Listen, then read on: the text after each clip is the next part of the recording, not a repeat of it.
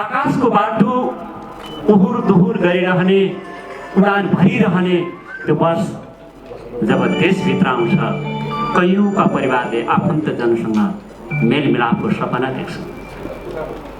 तर कैयौँको सामुन्ने रित्तो हात सिवाय, रित्तो काख सिवाय केही हुँदैन। यो विडम्बना र यो दुर्दशा नेपाली समाजले आज भोगिरहेको छ, आज झेलिरहेको छ। तर म यहाँहरूको माझमा त्यही निर्दयी बसको एउटा कथा गायनको निम्ति मञ्चमा कलाकार साथीलाई बोलाउँदैछु। नेकपाका महासचिव एवं गीतकार नेत्र विक्रम श्री विप्लवले लेख्नुभएको यो गीत कस्तै बनायो दाजै उडी जाने बस, हाम्रो देशै उडायो, हाम्रो साखै उडायो, हरहर उडेर नजाऊ न है, नबनाई कहाँ हुन्छ आफ्नै देशमा। निर्मला घिसिङको सुमधुर आवाजमा कार्यक्रमको यो गेटमा बससँगै उडिरहेका हजारौँ लाखौँको जीवनसँग जोडिएको एउटा अलग कथा।